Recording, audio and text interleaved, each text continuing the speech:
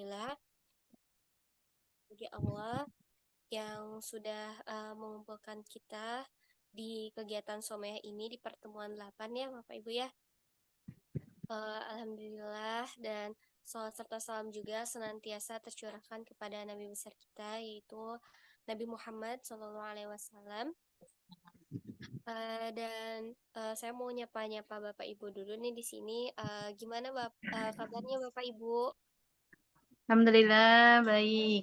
Teh Yuni suaranya kecil. Oh, suaranya kecil. Mungkin harus lebih dekat ya. Gimana Ibu kalau sekarang sudah lumayan besar belum? Ya udah. Ya, alhamdulillah. Nah, gimana nih Bapak Ibu kabarnya? Boleh di kolom chat. Sehat. Alhamdulillah Bu Istri sehat. Alhamdulillah. Sini ada Bu Antin ya. Assalamualaikum Ibu. Boleh di open mic-nya Ibu bisa? Waalaikumsalam warahmatullahi wabarakatuh. Ya, alhamdulillah. Dan silakan bagi Bapak Ibu juga mungkin yang ingin menyalakan kameranya boleh ya, agar saling mengenal juga satu sama lainnya. Kan ini dari berbagai daerah ya Bapak Ibu ya. Boleh dong disebutin ada dari daerah mana aja. Perkenalkan, mungkin ada yang baru-baru juga ya. Iya, ada. Siapa yang baru pertama kali ikut Somea? Boleh acungkan tangan. Oh, Malang teh. Ini Kalau Bu ada yang dari Sidoarjo ya, Kuningan, wah, iya, Sidoarjo, Depok, dan Jonggol. Jonggol. Jonggol. Bu Isti dari Jonggol ya. Oh, ini ada yang dari Bandung. Hadir dari Bandung. Masya Allah. Ada kalau Bu Entin dari mana Bu Entin? Dari Bandung. Oh, Bandung. Masya Allah. Arkamanik. Manik deket Bu. Pamengpek nih, ada yang dari Pamengpek. Wah, Masya Allah. Dari mana lagi nih Bapak Ibu? Ada yang baru, ada yang udah full belum dari Somea pertama nyampe ke 8 ini ada yang udah Udah full teh. gabung? Oh full, buku Swati. Oh Masya Allah. Alhamdulillah. Saya Alhamdulillah. mah saya baru 7 sama sekarang. 7. Oh, Masya Allah. Alhamdulillah. Ini Bu Eno juga. Ya. Saya baru 5 kali, Bu Nisa. Masya Allah, nggak apa ya Bu ya. Alhamdulillah. Saya orang Kuniangan, tapi tinggal di Bandung. Alhamdulillah full Kak. Oh, Bu Ratna. Masya Allah. Masya Allah ya. Bismillah. Oke, ada yang baru juga di grup juga ada peserta-peserta yang baru bergabung ya. Jadi mangga dipersilahkan bagi Bapak Ibu yang ingin share kajian ini seluas-luasnya silahkan Bapak Ibu ajak keluarga, teman ini terbuka untuk umum ya. Bisa jadi ikhwan akhwat boleh. Terus ada dari mana lagi nih yang paling jauh ada nggak? Ada yang di luar pulau mungkin? Di luar pulau ada nggak yang dari mana?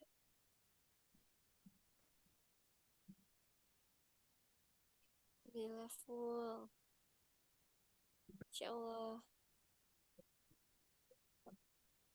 Sambil kita menunggu peserta yang lain juga kali ya.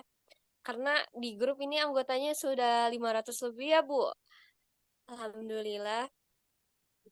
Alhamdulillah Rabbil Alamin.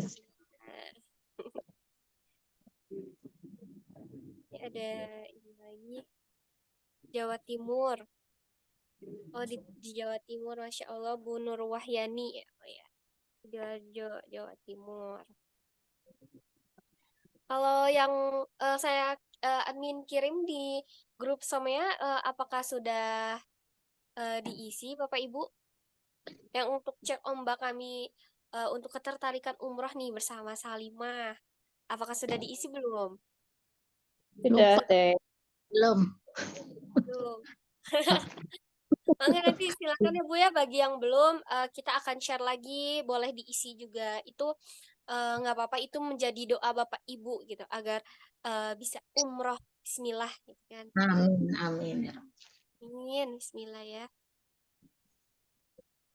Eh, Mungkin ini sudah ada Bu Lia juga sudah standby dari awal. Kita mendengarkan ayat suci Al-Quran dulu ya Bapak Ibu, agar somnya ini lebih berkah, lebih hikmat, dan ilmunya juga bisa kita terapkan gitu insya Allah. Mungkin kepada Bu Lia, saya persilahkan untuk pembacaan ayat suci Al-Qurannya. Ya, suara saya terdengar jelas? Ya, Ibu.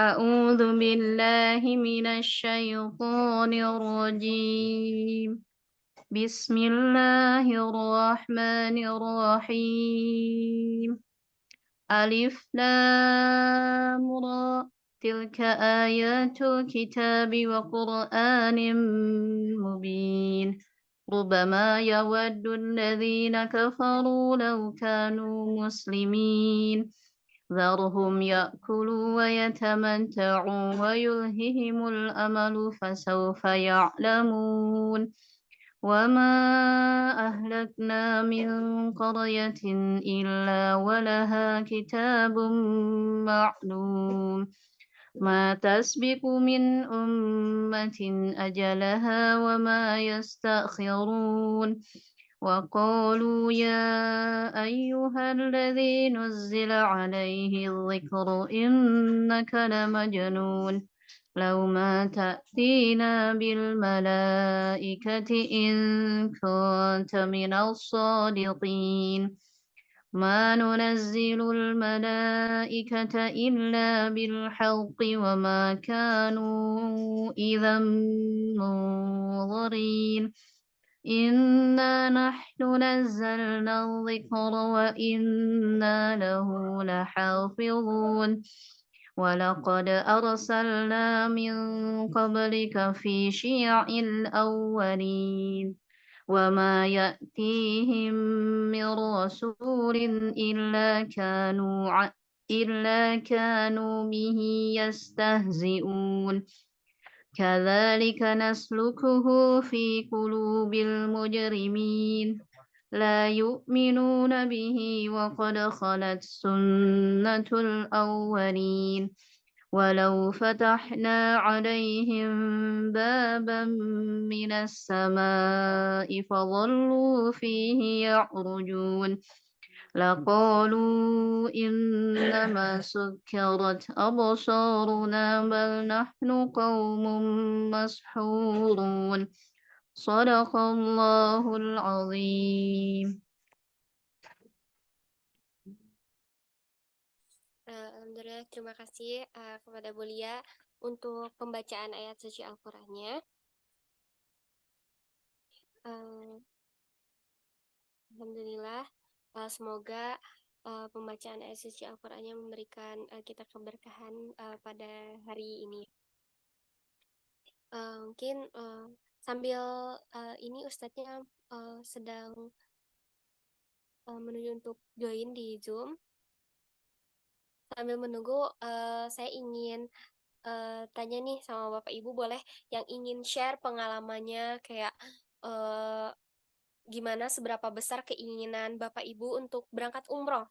Boleh ada yang ingin bercerita mungkin?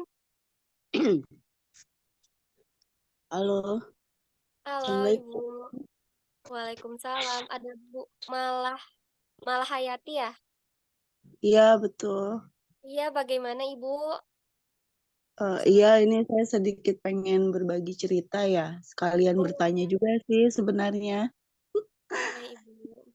Jadi kan ada cerita, bukan cerita, sebenarnya kejadian ini. Waktu tahun lalu ya, 2023 itu, saya itu udah niat banget umroh dan alhamdulillahnya, qadarulahnya waktu itu saya dapat hadiah sebenarnya dari kakak saya, yang waktu itu saya mau dikasih hadiah untuk karena saya ada pekerjaan lah gitu, dibantu saya ngebantu dia untuk pekerjaannya, ngejualin tanah gitu kan. Terus dia kan niatin mau saya berangkat umroh gitu, sama bareng-bareng sama keluarganya dia gitu. Nah, waktu itu tanggal 19 bulan September juga tahun kemarin ya, bulan September, hampir mau 1 tahun inilah. Nah, saya itu udah didaftarin umroh sama kakak saya. Sekarang dia udah almarhum. Jadi udah di booking untuk tas ya. Tapi karena saya nggak cocok sama kakak ipar, sama yang suaminya, jadi saya tuh kayak saya sering berantem gitu sama kakak ipar gitu.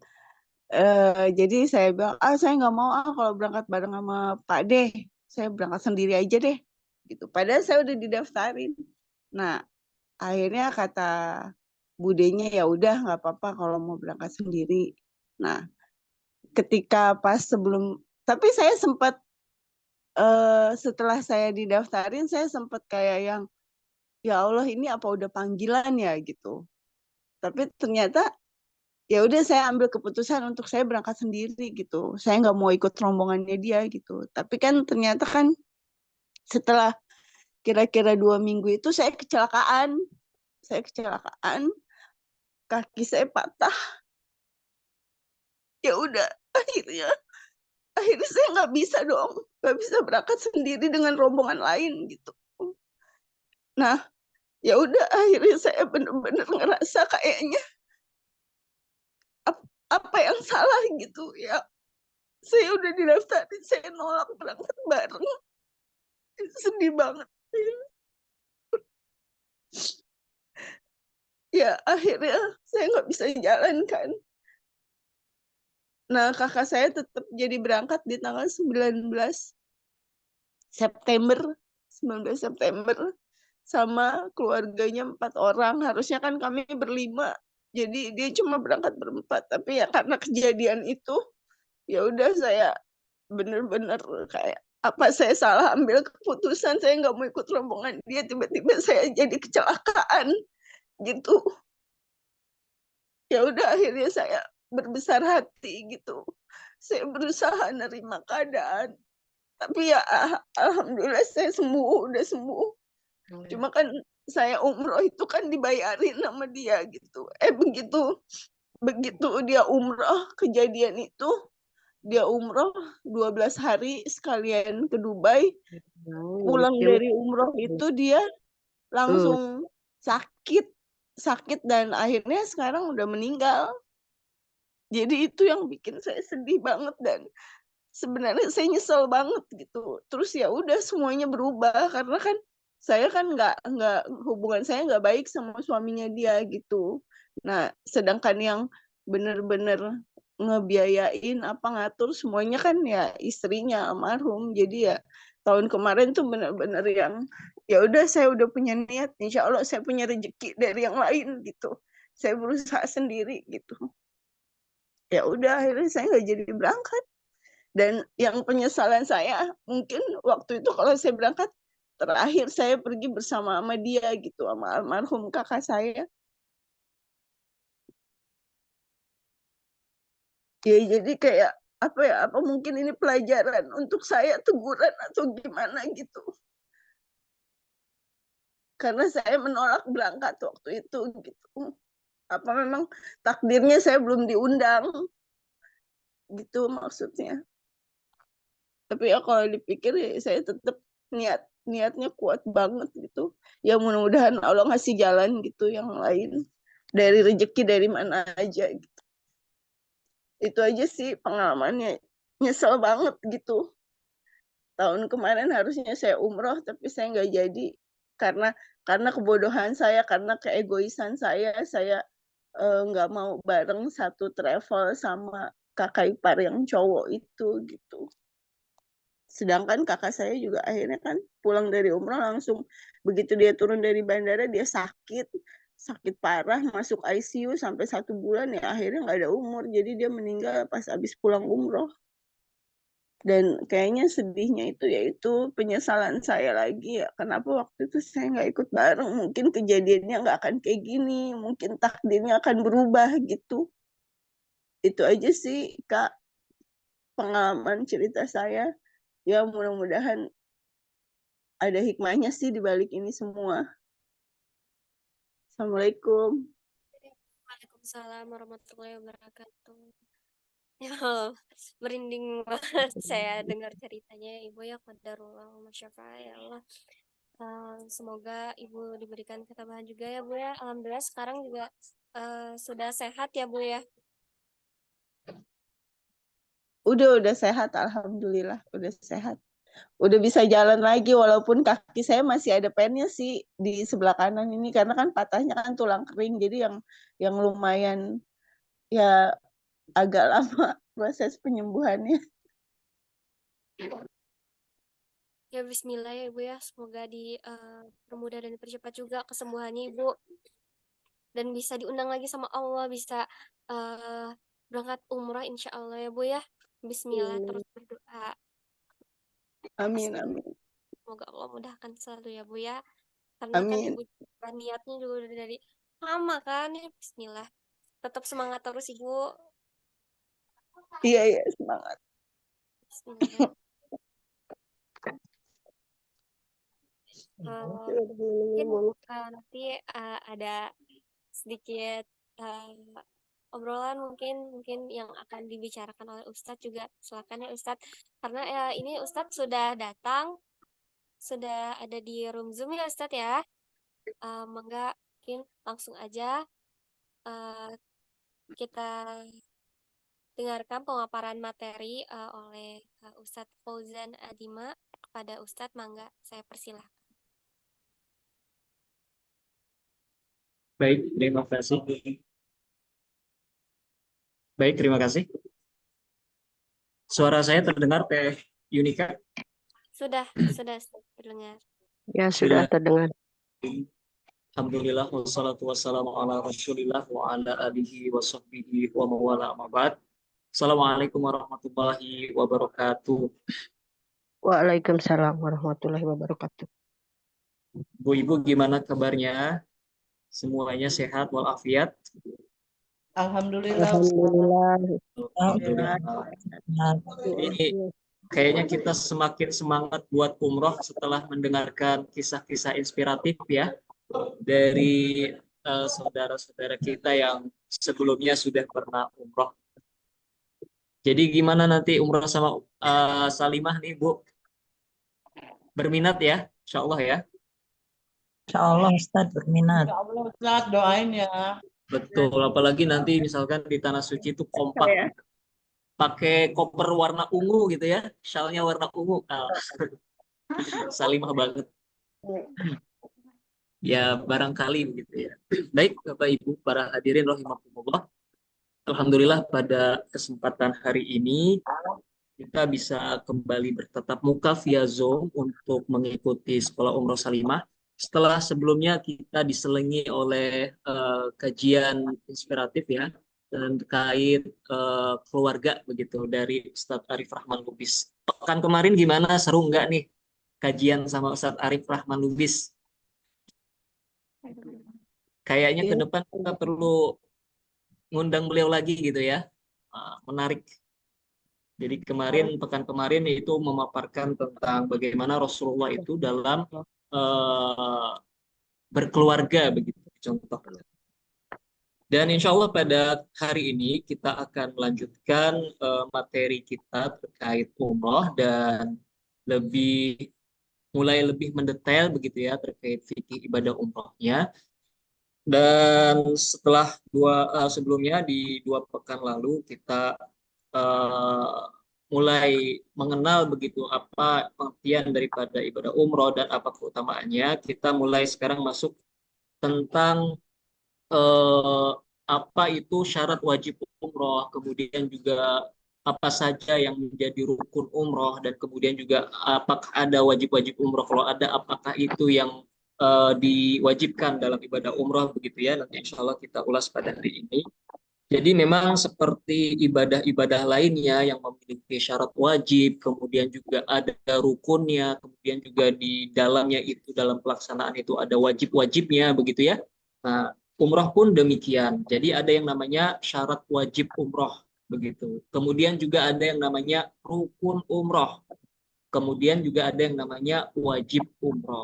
Nah, ketiga ini berbeda dalam eh, penerapannya, dan juga kemudian berbeda terkait inti daripada apa yang ada di dalam syarat wajib itu, kemudian rukun umroh itu juga, dan apa yang menjadi wajib umroh itu sendiri.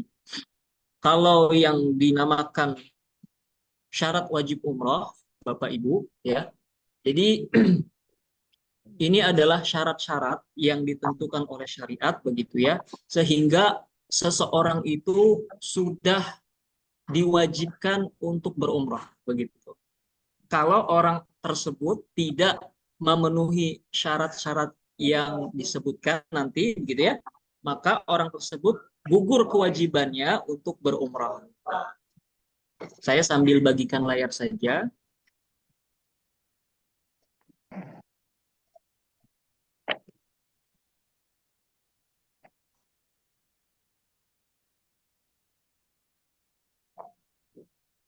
Sudah tampak di layar masing-masing Bapak Ibu? Sudah, Ustaz. Sudah ya? Baik. Ya, sudah.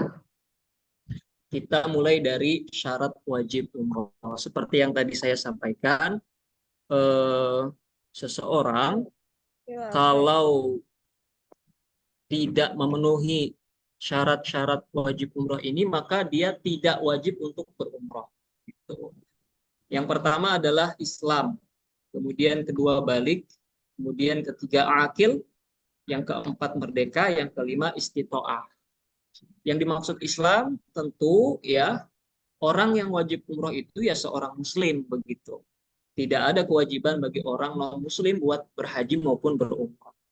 Maka yang menjadi syarat pertama dia adalah harus seorang muslim supaya dia wajib berumrah. Tetapi setelah itu tidak semua muslim juga diwajibkan untuk umrah. Maka haruslah orang tersebut memenuhi syarat-syarat yang sudah ditentukan. Nah, yang kedua adalah balik. Orang yang belum balik, nah balik itu kan artinya sudah dewasa begitu ya. Tanda-tanda kedewasaan bagi laki-laki yaitu keluarnya air mani begitu atau sperma. Kemudian untuk perempuan adalah sudah mulai keluarnya darah haid yang disebut dengan dewasa ini atau balik. Nah, orang yang diwajibkan untuk umroh ya syaratnya sudah balik gitu.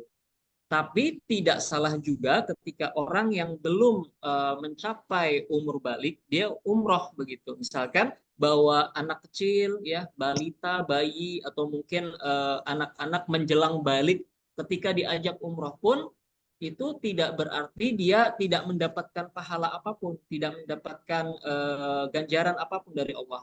Tentu Allah pun memberikan pahala buat anak kecil tersebut yang belum balik.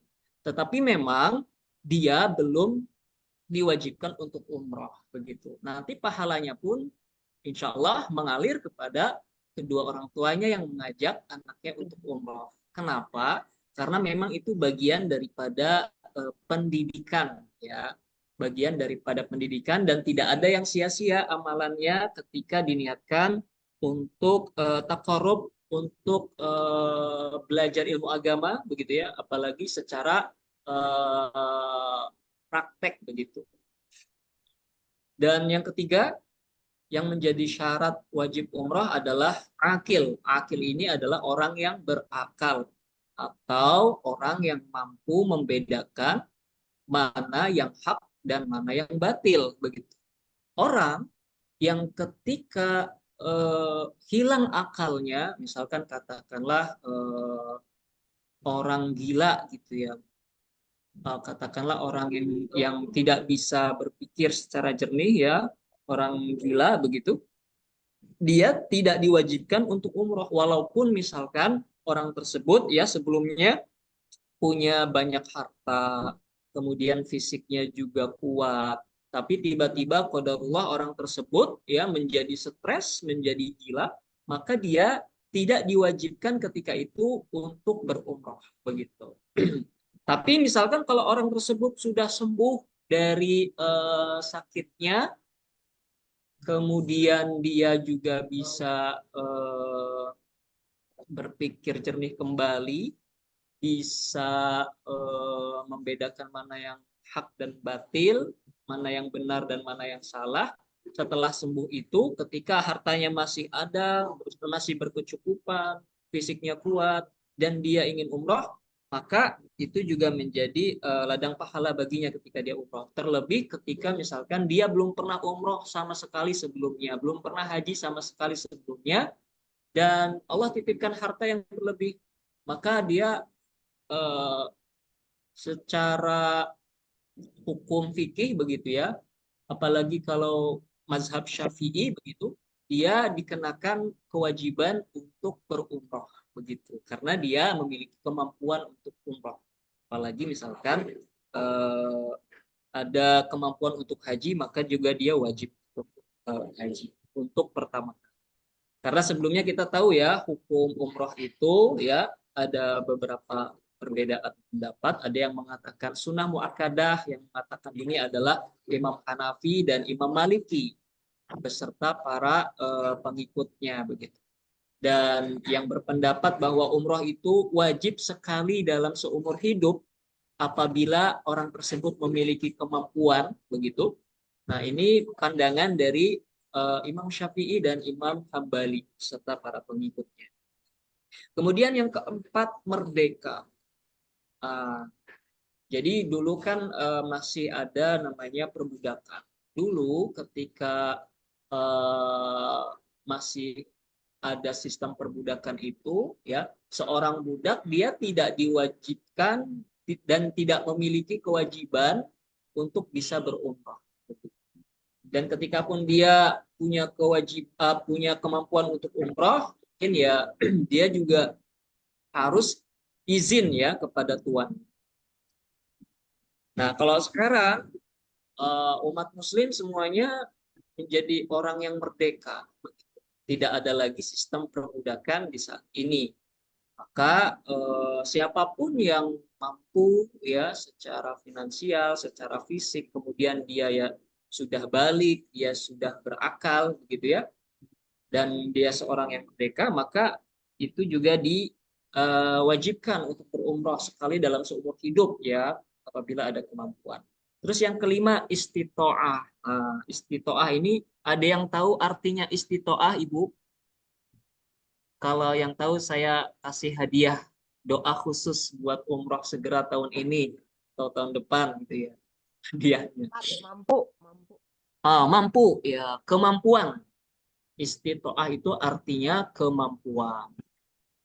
Orang yang sudah diberikan kemampuan oleh Allah, gitu ya, seorang muslim yang sudah diberikan kemampuan oleh Allah baik secara finansial, baik secara fisik begitu ya, baik juga secara waktunya dia mampu untuk umroh, punya waktu yang bisa dialokasikan untuk beribadah umroh, maka dia sudah wajib begitu ya untuk umroh. Dia sudah bisa dikenakan kewajiban untuk umroh sekali dalam seumur hidup begitu. Nah, tapi juga kadang orang itu ya walaupun tidak memiliki kemampuan secara finansial ya, secara pribadi itu dia nggak mampu, tapi kadang Allah kasih rezeki jalannya buat umroh itu mungkin dari saudaranya, kemudian dari tetangganya, dari atasannya ya, mungkin ada karyawan kemudian diberangkatkan umroh begitu, kemudian dapat hadiah dan lain sebagainya. Nah, ini juga termasuk daripada kemampuan. Artinya rezeki itu nggak mesti apa yang kita pegang. Kalau misalkan ada tawaran buat kita berangkat umroh secara gratis misalkan, nah itu juga artinya Allah telah memberikan kemampuan kepada kita untuk berangkat. Maka jangan ditolak rezeki itu, gitu ya. Nah ini nanti yang ikut someah nanti ada absensinya gitu ya. Di akhir waktu mungkin Allah kasih rezeki umroh gratis lewat someah, lewat Salimah Jawa Barat. Itu artinya juga orang tersebut sudah Allah berikan kemampuan. Walaupun rezekinya itu dari tangan orang lain. Jadi ya, ini ada 5 syarat wajib umroh. Kalau orang tersebut belum memenuhi salah satu syarat yang saya sebutkan tadi, maka dia belum wajib umroh. Gitu ya. Misalkan Islam, balik, akil, merdeka, istitoah, salah satunya tidak dipenuhi syaratnya, maka dia belum wajib untuk berumrah. Tidak ada kewajiban untuk umrah, begitu. Kemudian selanjutnya ada rukun umroh. Nah, rukun itu adalah asasnya setiap ibadah, fondasinya setiap ibadah. Dan untuk rukun umroh ini sendiri ya itu ada 5 rukun, dan ini pendapat daripada Imam Syafi'i atau mazhab Syafi'iyah. Karena Imam Hanafi hanya menyebutkan 3 rukun saja begitu ya untuk umroh. Tapi Imam Syafi'i dan para pengikutnya atau ulama Syafi'iyah begitu menyebutkan ada 5 rukun dalam ibadah umroh. Yang pertama adalah ihram beserta niat di miqat. Ihram ini ibaratnya adalah kita memulai umroh dari ihram ini. Ihram ini ibaratnya juga kita meniatkan umroh atau meniatkan manasik umroh, atau mulainya kita untuk meniatkan manasik umroh, gitu ya. Nah, ini ihram. Kalau dalam sholat kan ada namanya takbir ya. Di sholat itu dimulai, dibuka dengan takbir, Allahu Akbar, kemudian ditutup dengan salam ya.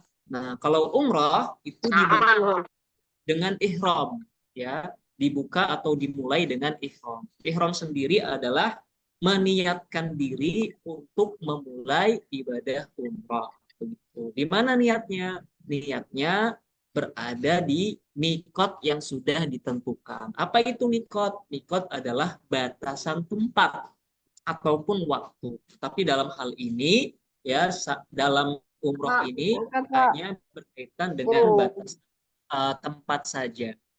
Nah, ini ihram. Dan ihram juga tidak sekedar kita melafadzkan niat, tidak sekedar kita meneguhkan niat, tetapi juga ada ketentuan-ketentuannya.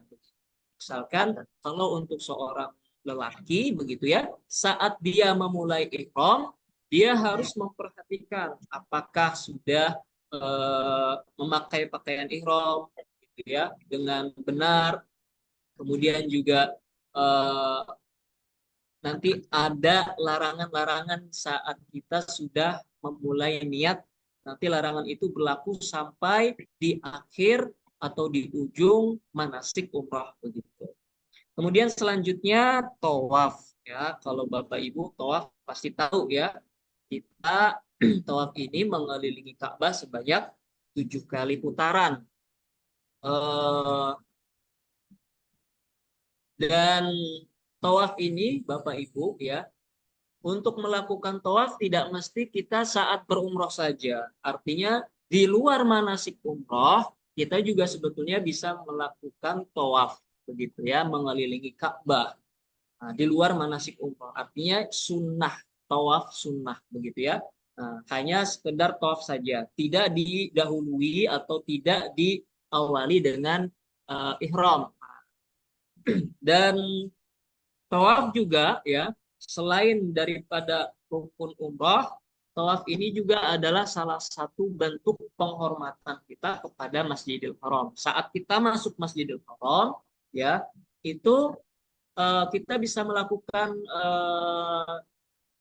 salah satu di antara sunnah buat tahiyatul masjid. Yang pertama dengan sholat, ya, kemudian yang kedua dengan tawaf. Kita pilih tuh mana yang sesuai dengan kondisi kita saat itu. Jadi untuk menghormati Masjidil Haram, ya, saat kita masuk Masjidil Haram tidak mesti dengan melaksanakan 2 rakaat sholat tahiyatul masjid begitu, tapi juga bisa dilakukan dengan tawaf. Kalau di masjid-masjid lain kan kita untuk menghormati masjid itu melaksanakan sholat 2 rakaat gitu ya. Tapi ketika di Masjidil Haram berbeda, kita bisa menghormati Masjidil Haram dengan melakukan tawaf. Selanjutnya adalah sa'i, ya. Sa'i ini kalau diterjemahkan ke dalam bahasa Indonesia artinya usaha. Sa'i ini adalah rukun umrah di mana seseorang itu melakukan perjalanan dari Bukit Sofa menuju Bukit Marwah sebanyak 7 kali perjalanan bolak-balik, ya. Dari Sofa ke Marwah dihitung 1 kali, dari Marwah ke Sofa dihitung 1 kali, sampai nanti bilangannya itu mencapai 7 kali perjalanan. Terus selanjutnya tahallul. Nah, kalaulah tadi ihram itu ibaratnya kita membuka ibadah umrah. Nah, adapun tahallul itu ibaratnya kita menutup rangkaian manasik ataupun rangkaian ibadah umrah, gitu ya, dengan cara tahallul. Tahallul itu caranya bagaimana? Caranya adalah mencukur rambut atau memotong sebagian. Untuk lelaki itu bisa mencukur rambut secara menyeluruh, ya, botak gitu. Dan ini yang paling afdol.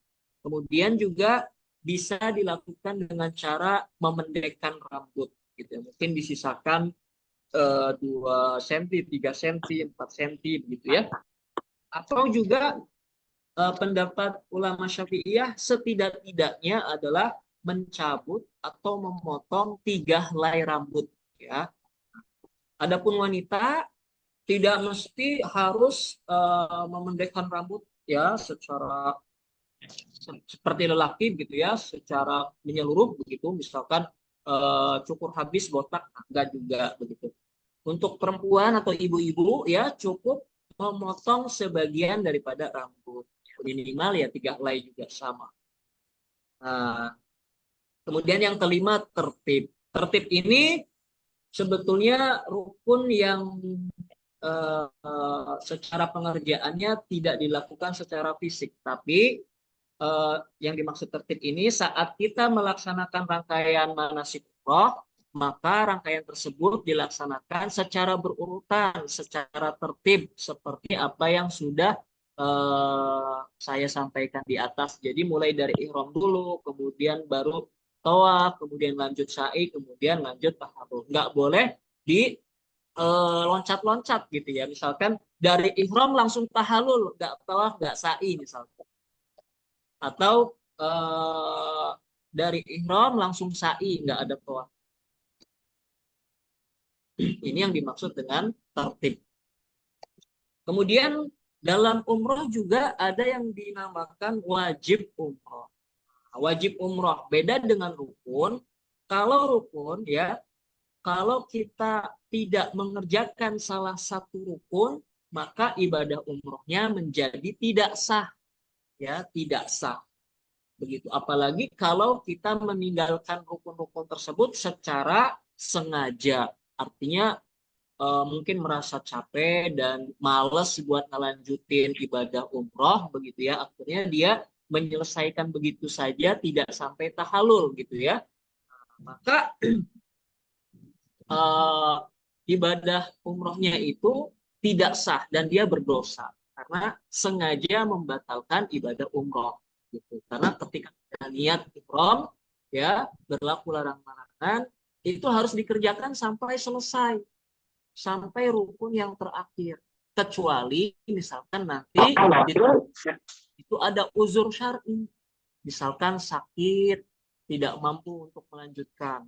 Kemudian juga mungkin ketika di perjalanan sudah niat ya di mikot, tapi di saat perjalanan itu untuk perempuan tiba-tiba haid. Nah, itu ada uzur syar'i yang memungkinkan dia untuk membatalkan umroh begitu ya. Dan ini diperbolehkan oleh syariat. Tapi kalau yang secara sengaja ini tidak dibenarkan dan dia berdosa. Nah, kalau wajib umroh, kalau kita tidak melaksanakan salah satu daripada wajib umroh, bukan berarti umrohnya menjadi batal, gitu. Tapi memang orang tersebut harus membayar denda. Jadi dikenakan denda atau yang disebut dengan dam. Apa aja wajib umroh itu? Yang pertama ya, saat berihram itu wajib dilakukan dari mikot yang sudah ditentukan. Nah, mikot untuk orang-orang yang di luar Mekah itu ditentukan oleh Rasulullah ada 5 tempat. Ada yang pertama namanya Zulhulaifah atau Bir Ali. Posisinya di kota Madinah. Kemudian yang kedua ada Zatu Erkin. Kemudian yang ketiga ada Jufah. Yang keempat ada Qornul Manazil. Yang kelima ada Yalamlam. Nah, kalau jamaah umroh Indonesia biasanya kalau nggak ngambil yang Bir Ali atau Zulhulaifah karena landing ataupun misalkan di awal perjalanan itu ke Madinah dulu begitu ya baru umroh, maka ngambil mikotnya di Zulhulaifah atau Bir Ali. Atau misalkan ada yang jamaah Indonesia itu yang awal-awal perjalanannya langsung umroh ke Mekah, maka nanti ya untuk mengambil mikotnya itu di Yalamlam. Posisinya kalau Yalamlam itu biasanya dilewati oleh pesawat. Jadi ketika ngambil niat ihram, kita berada di atas pesawat ya, atau berada di pesawat. Nah, kalau kita misalkan tidak berihram dari mikot, atau misalkan kita sudah melewati batas mikot ya, baru niat ihram, maka itu tidak membatalkan niat dia dan tidak membatalkan juga ibadah umrohnya, tetapi dia dikenakan denda ya atau dam berupa penyembelihan kambing, 1 ekor kambing ya. Kalau dikonversikan sekarang ya 1 kambing itu sekitar 250 sampai 300 real. Nah, kalau dia ngambil niatnya tidak pada mikot yang ditentukan, dia dikenakan denda. Kemudian selanjutnya yang kedua, ya wajib umroh adalah menjaga diri dari larangan-larangan ihram. Seperti yang sudah saya sampaikan, ketika kita mulai niat umroh ya dengan cara berihram, maka saat itu juga berlaku ketentuan daripada larangan ihram sendiri ya, berlaku seluruh larangan ihram. Sampai kapan berlakunya larangan tersebut? Sampai nanti kita sudah melakukan atau melaksanakan tahallul. Artinya sudah selesai pada rangkaian umroh di ujung dan selesai mengerjakan tahallul begitu ya. Maka larangan tersebut ya sudah gugur, tidak berlaku lagi. Nanti kita detailkan apa saja larangan-larangan ihramnya.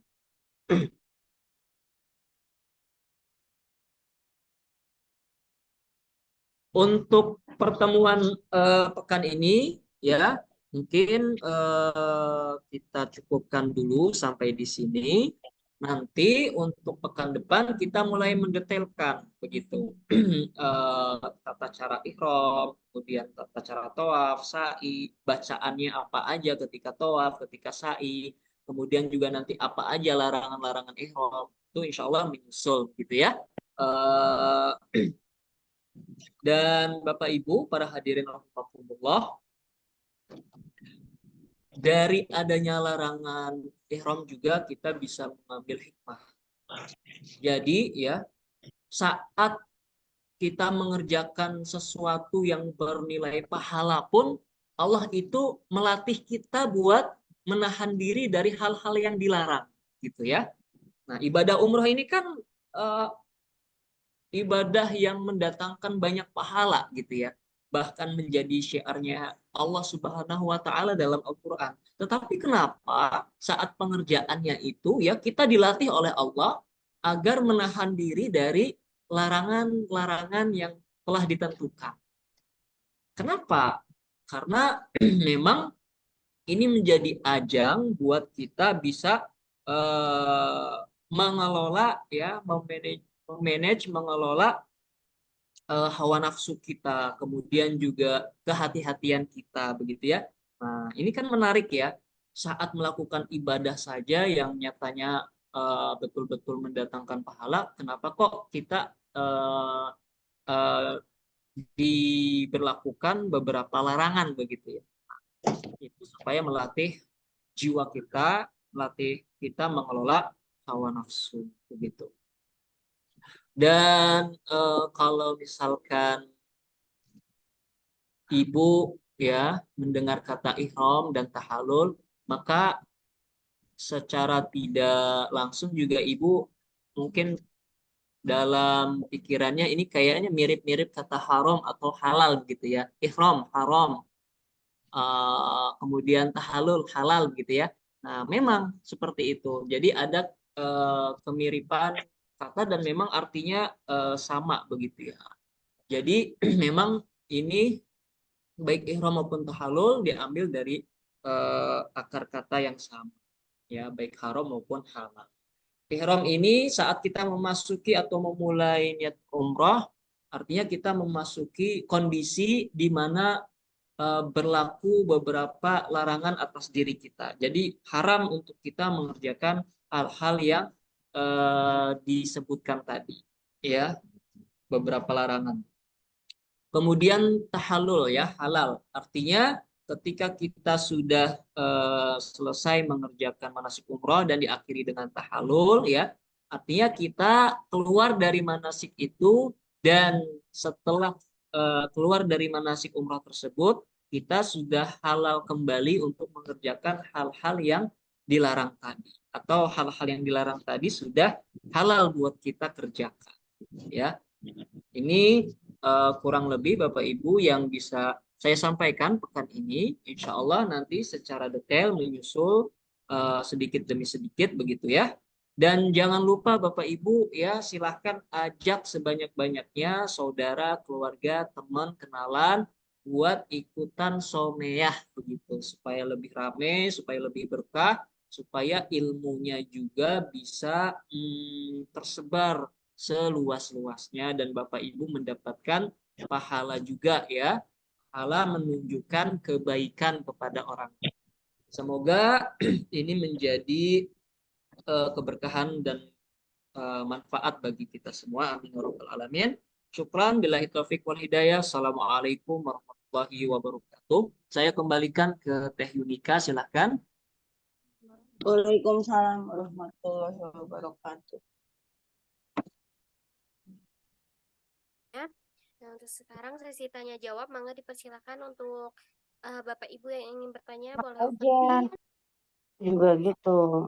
boleh ini ada Assalamualaikum. Bu Yati ini yang udah raise hand atau Bu tadi yang mangga dipersilakan Ibu. Assalamualaikum.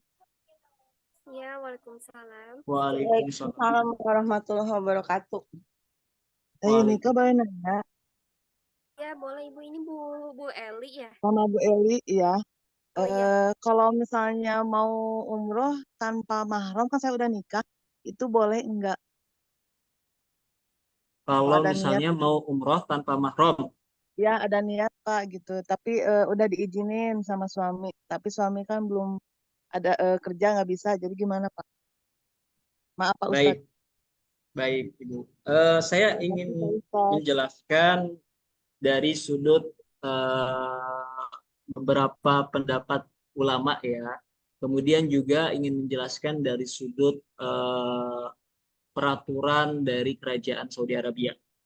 Yang pertama dari sudut pandang para ulama gitu dalam memandang apakah bepergian atau safar itu ya boleh tanpa mahram begitu. Nah, ini ada beberapa pandangan yang berbeda. Memang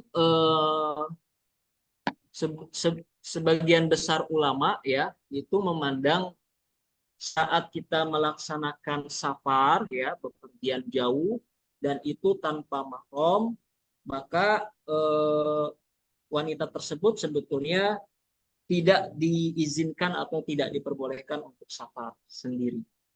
Artinya ketika dia safar harus ada pendampingnya dari mahramnya begitu. Itu yang pertama.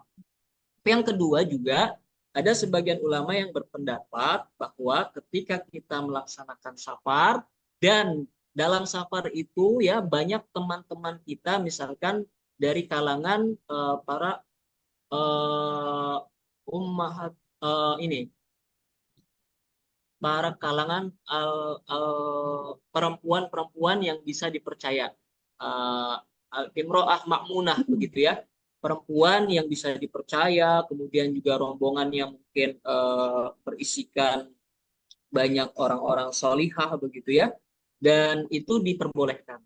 Nah, safar yang tanpa mahram, tapi memang safar tersebut ya berisikan para perempuan yang bisa dipercaya atau orang-orang yang bisa dipercaya ya, itu juga diperbolehkan oleh sebagian ulama.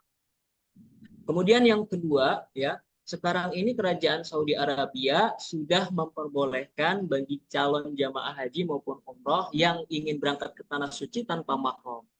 Sebelumnya itu memang untuk umroh ya wajib ada mahramnya, ada pendampingnya. Kalau sekarang ini kurang lebih sudah 6 tahun berjalan begitu ya, kerajaan Saudi Arabia sudah memperbolehkan seorang wanita buat melaksanakan ibadah haji maupun umroh tanpa mahram.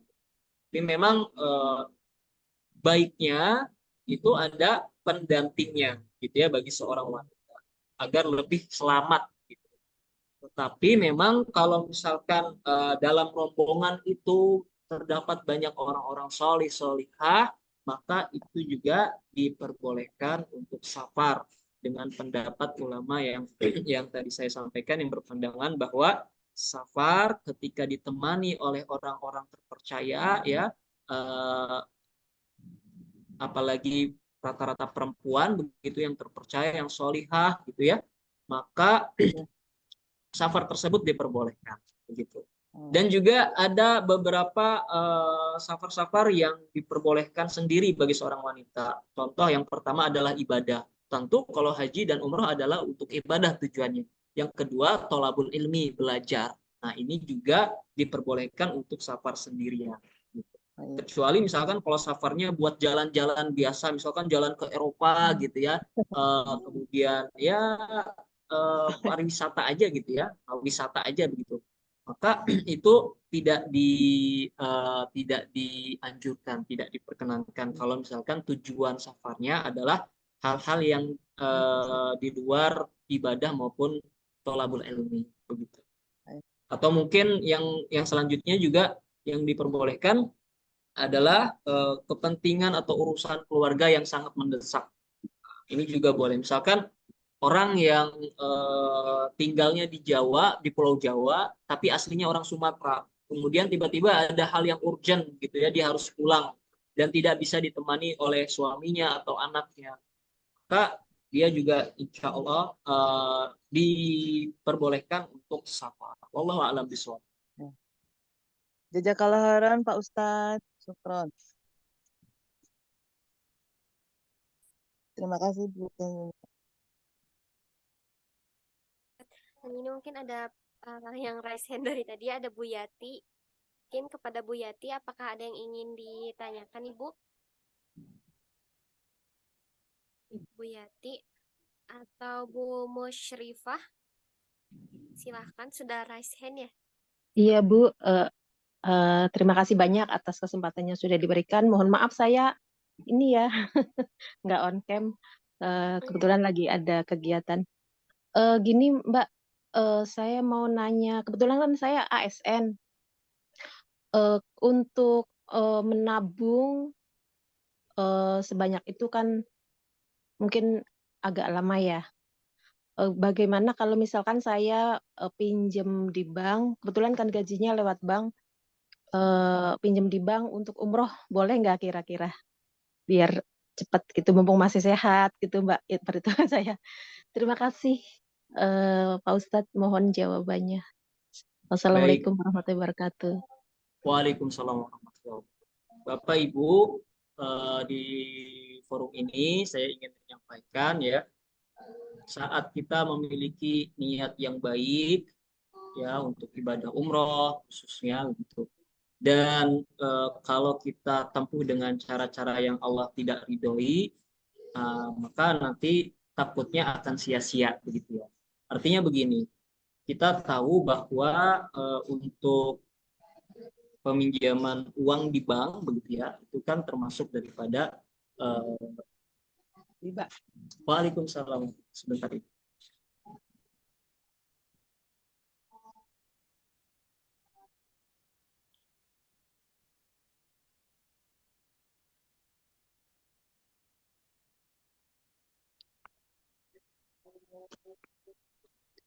Banyak saya nggak gitu, bayar dulu. Pak, bayar dulu.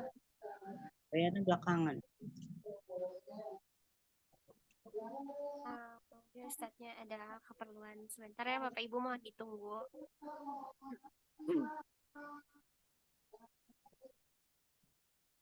Bu Musyrifah, domisili di mana Ibu?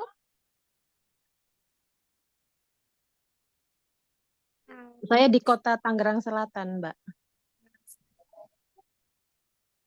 Baik, mohon maaf saya lanjutkan tadi ya. Silakan Pak Ustadz. Maka nanti untuk pembiayaan dari bank untuk umroh itu mohon sangat untuk dihindari begitu ya. Karena ada juga kita pembiayaan yang secara syar'i gitu ya untuk umroh. Misalkan di koperasi-koperasi salimah, itu pasti insya Allah menawarkan skema talangan umroh sesuai dengan syariat. Artinya memperhatikan syariat-syariat dalam prakteknya begitu. Karena nggak semua bank itu ya, apalagi misalkan konvensional begitu ya, tidak semua menerapkan prinsip syariat tersebut begitu. Insya Allah nanti di Salimah ini ada namanya cicilan tabungan ya, ataupun nanti mungkin ada Bapak Ibu ya bisa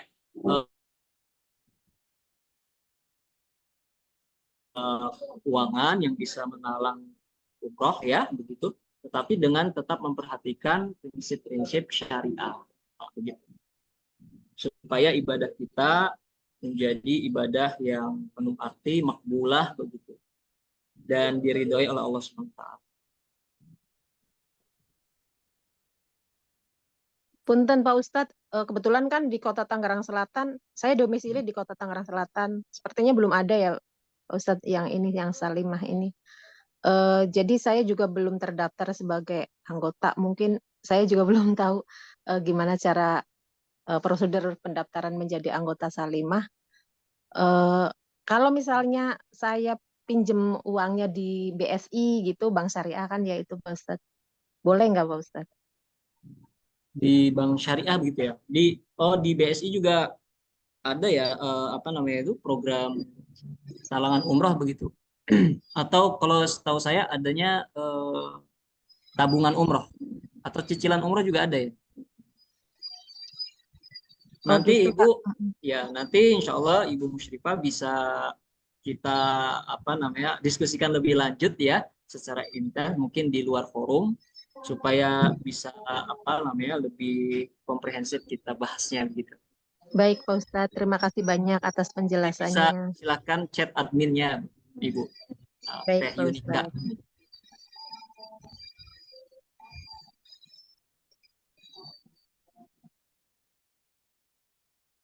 Baik, terima kasih Ustadz dan Bu Musyrifah ya untuk jawaban dan pertanyaannya. Mungkin Bu Yati ini boleh Ibu bertanyanya di kolom chat saja ya. Insya Allah nanti kami akan jawab. Dan waktu juga sudah menunjukkan pukul 8:59.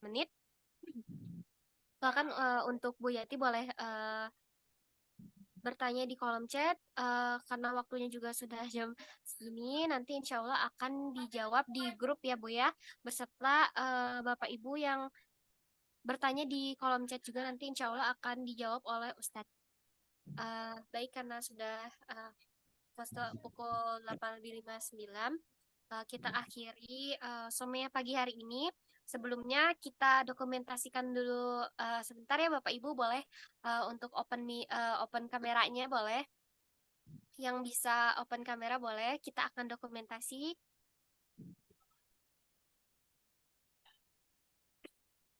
Ya. Oke. Oke. 1, 2, 3.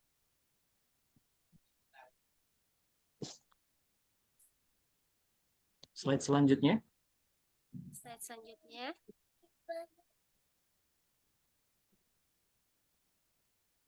Slide selanjutnya.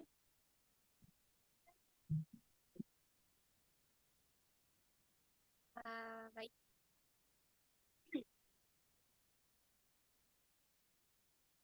Sudah, Yunika. Baik, kita akhiri saja ya Somea pagi hari ini dengan membaca hamdalah bersama-sama.